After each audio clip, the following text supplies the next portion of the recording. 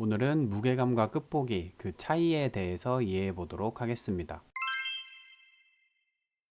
우선 이 두 기법과 논리를 제대로 이해하기 위해서는 서로의 채비와 운영 방식이 어떤 장점을 가지고 있는지, 그리고 선사들의 포인트 선택에 대해서도 함께 알아야 합니다. 포인트의 변화와 낚시 환경에 대해 먼저 설명드리도록 하겠습니다.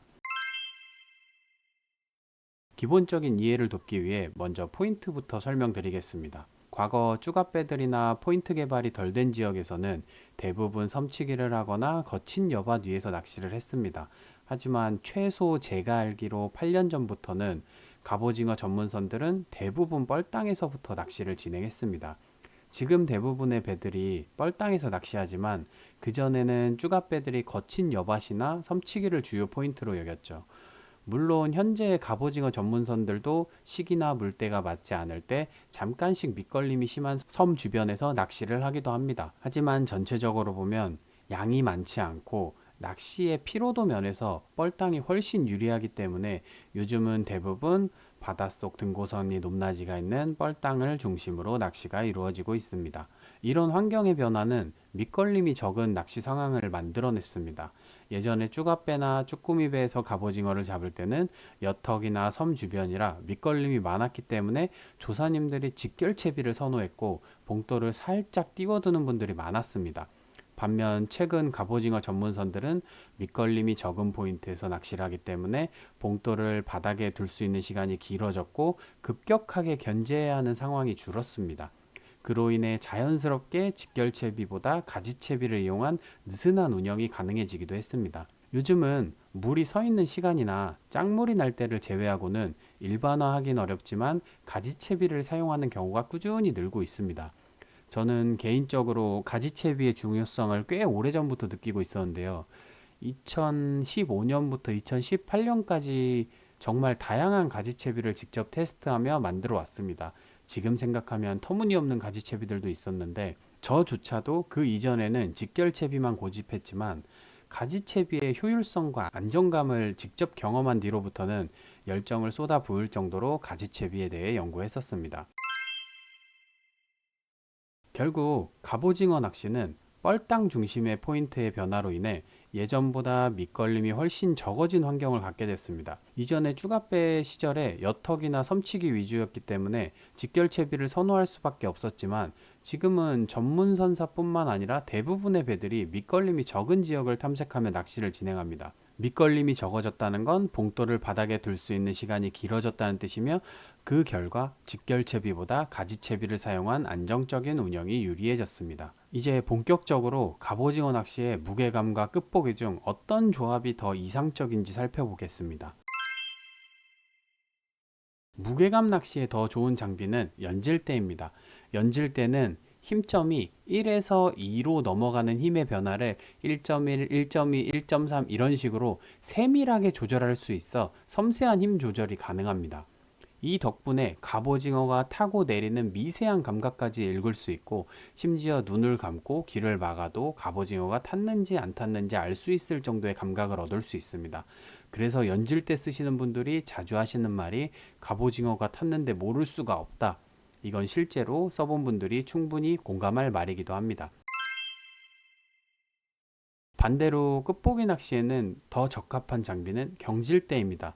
경질대는 봉돌 조작이 쉽고 지형이 자주 바뀌는 거친 여밭에서도 빠르게 대응할 수 있습니다. 로드로 전달되는 속도가 빠르기 때문에 크게 로드를 움직이지 않아도 그냥 들고 있기만 해도 오징어가 붙는 느낌을 명확히 받을 수 있습니다. 그래서 경질대를 쓰시는 분들이 자주 하는 말이 있죠. 갑오징어가 달라붙는 느낌이 너무 좋다. 이건 경질대를 써본 분들이라면 충분히 공감할 말입니다. 현재 주로 쓰이는 채비는 직결채비와 가지채비로 나뉩니다.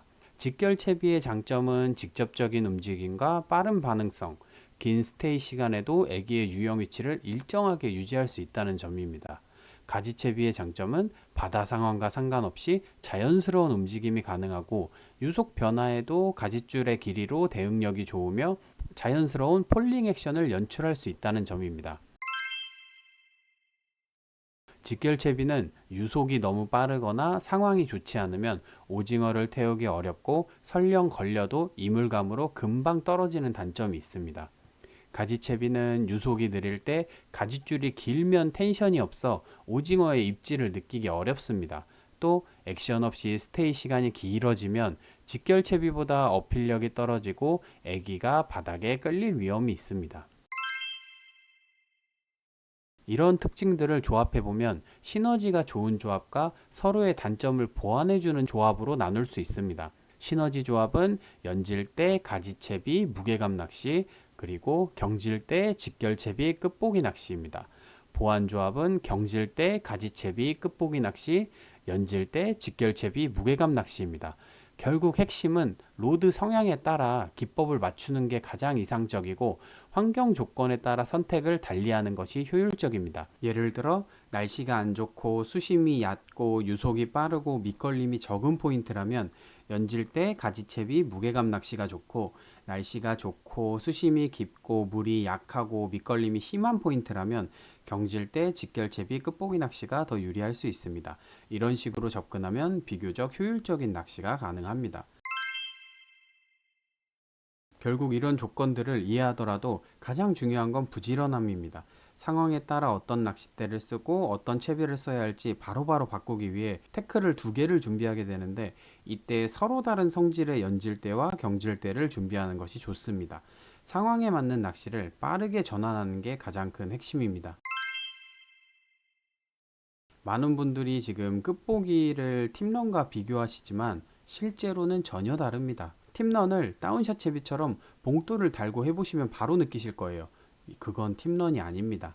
몇 년 전부터 남해 쪽에서 다운샷 팁런 형태의 변형 채비가 간간히 사용되고 있고, 물이 서 있는 시간대에 분명히 효과적입니다. 저도 직접 사용해봤고 그 장점은 충분히 이해합니다. 하지만 팁런에서 말하는 팁이 가벼워지는 입질은 갑오징어에서 느끼는 끝보기 입질과는 전혀 다릅니다. 그 차이는 바로 프리폴링 개념에 있습니다. 샤크리 이후 라인 장력이 풀린 상태에서 무늬오징어는 우리가 가진 무게의 전체를 끌고 가기 때문에 상대적으로 무거워지는 입질에 익숙한 사람들에게 가벼워지는 입질을 캐치하기 위해 팁을 보는 것이고, 이건 갈치 커팅 느낌과 비슷하고 현재는 팁런 하시는 소수의 분들은 이 입질조차 캐치하는 분들이 매우 많습니다. 하지만 갑오징어 낚시는 무거운 봉돌로 텐션을 유지하는 낚시입니다. 즉 팁런의 가벼워지는 입질과는 전혀 다른 구조죠. 바닥에 사는 갑오징어가 애기를 들고 봉돌의 무게까지 들어버린다? 저는 사실상 불가능하다고 보고 있습니다.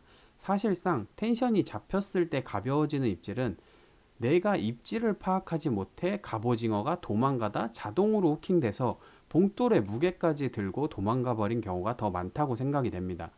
팁런에서 나오는 입질과 가장 비슷한 입질을 받기 위해서는 봉돌을 바닥에 박고 무게를 뺀 상태에서 라인 장력이 어깨에 최대한 느슨하게 있을 때 슬랙에 따른 저항감이 생기면 그게 팁런의 입질에 가장 가까운 느낌입니다.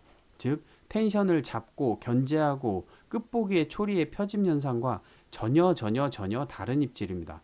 결론적으로 갑오징어 끝보기와 팁런의 입질은 비교 대상이 아닙니다.